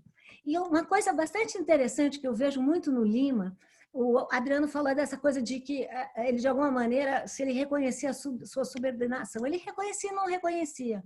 Eu descobri uma coisa do Lima quando eu li um autor de Porto Rico, que eu recomendo a todos, que se chama Arcádio Dias Quignone. E ele tem um ensaio que se chama Ensaio sobre a Brega. E ele fala que nós latino-americanos somos muito bons de brega. O que é a brega? É quando você sabe que você está numa situação economicamente, numericamente, o que for, desigual, você vai brigar, mas você tem que acomodar a sua brega com essa situação. E ele diz, o Quiñones Dias, que toda vez que você encontra um cara de Porto Rico e você pergunta como você está, que a pessoa vai responder sempre na brega. Eu acho, Adriano, que Lima Barreto estava sempre na brega, sempre brigando, bregando, sabe? E aí a última pergunta da República. Eu vou ler Lima Barreto ao invés de... Eu sempre termino assim, não adianta. Para responder a você por que Lima Barreto era tão contra a República, vou vir 100 anos depois, para o nosso momento atual. Nós vivemos uma república sem republicanos. Como nós podemos falar em democracia, em igualdade e liberdade num país tão desigual, tão sem direitos? O que nós precisamos mesmo é qualificar a nossa república. E era isso que Lima Barreto fazia o tempo todo. E eu vou ler um texto do Lima Barreto para vocês ficarem bem cientes de qual era a crítica do Lima Barreto à república. Ele dizia o seguinte: a república no Brasil é o regime da corrupção. Claro que o Cobrinha ia ler bem melhor que eu, hein? Vou ficar até encabulada agora. Todas as opiniões devem, por esta ou aquela paga, ser estabelecidas pelos poderosos do dia. Ninguém admite que se divirja deles. E para que não haja divergência, há a verba secreta, os reservados deste ou daquele ministério. Aí ele vai. Ninguém quer discutir. Ninguém quer agitar ideias, ninguém quer dar a emoção. Todos querem comer. Comem os juristas, comem os filósofos, comem os médicos, comem os romancistas, comem os políticos, comem os engenheiros, comem os jornalistas. O Brasil é uma vasta comilança. Deu para entender por que ele era contra a República? Lília, desculpa, mas assim, tem um professor que pediu a palavra e assim, ele pediu faz um tempo eu não tinha visto, eu só vou pedir para responder a última pergunta dele. Claro. Quero agradecer a todos já. Quero pedir para que vocês assistam Traga Minha Cabeça, de Lima Barreto. Eu já coloquei no Class App para vocês assistirem e vale a pena, gente, porque é um espetáculo lindo. E olha, Cobrinha, quando você vier para São Paulo, estaremos lá todos assistindo ao vivo. Né? Jairo, pode falar. Boa noite, gente. Boa noite, Lília. Eu assisti o espetáculo do Cobra ontem. Quero parabenizar de viva voz aqui. Escrevi, pedi para você, queria parabenizar. Foi ótimo. Toda a conexão entre as teorias dos eugenistas brasileiros, mesmo as contradições do Lima Barreto, que você explorou lá, tudo muito bom. Lília, na verdade, a minha pergunta não é que é uma pergunta vaga, mas eu quero trazer outro intelectual importante da época para a conversa, né? Todas as vezes que eu leio o Lima Barreto, eu escuto falar sobre Lima Barreto, eu lembro de um livro que foi muito importante na minha formação, que é a Literatura como Missão, do Nicolau Shevchenko, né? E o Shevchenko fala uma coisa interessante, analisando lá o período, que é o seguinte, que você tem nas figuras do Euclides da Cunha e do Lima Barreto duas figuras muito parecidas e absolutamente opostas, né? Quer dizer, os dois tinham origem mestiça, né? E se orgulhavam disso. O Euclides da Cunha com a raiz indígena dele, do interior do Rio, o Lima com a raiz negra africana dele. Os dois eram, digamos assim, adeptos de um ideário liberal republicano. Euclides da Cunha mais republicano, que era mais velho também. Os dois se decepcionaram muito com todo o começo da República, os dois se tornaram, no primeiro momento, ferozes opositores. O Euclides deixa o exército, o Lima sempre atacou.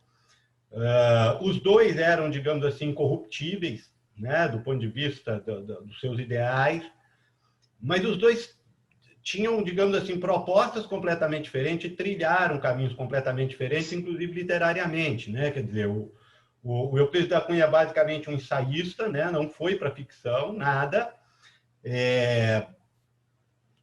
Viveu uma vida inteira fora, na verdade, do Rio, no sentido de que ele passou viajando para o sertão, passou viajando para a Amazônia, para o Centro-Oeste, para onde quer que seja. Para ele, inclusive, digamos assim, o tipo eugênico, o tipo racial do brasileiro era o mestiço do interior, era o sertanejo, né? Para o Lima era o mulato do litoral, né? O Lima, inclusive, tem textos dele em que ele fala assim, não tem nada a ver com índio, né? No Brasil não são esses índios aí. O Triste Fim de Policarpo Quaresma, né? A coisa do indianismo do Quaresma é uma sátira, inclusive, ao indianismo romântico.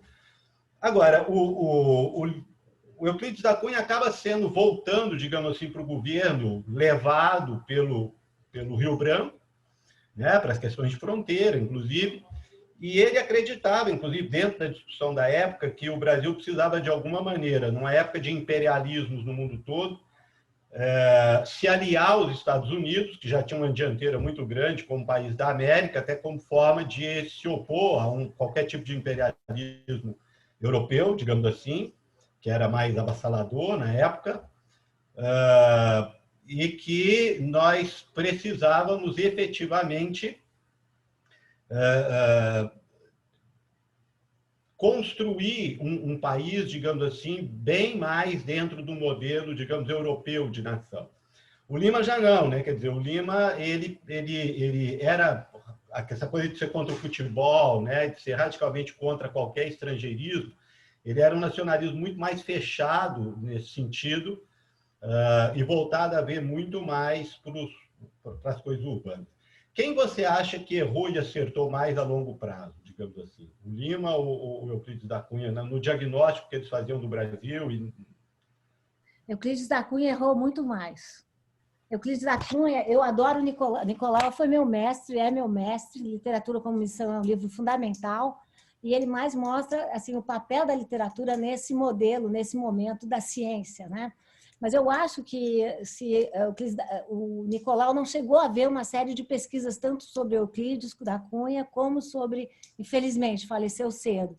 Euclides da Cunha, se você for ler Os Sertões, eu acho ele abismalmente diferente de Lima Barreto.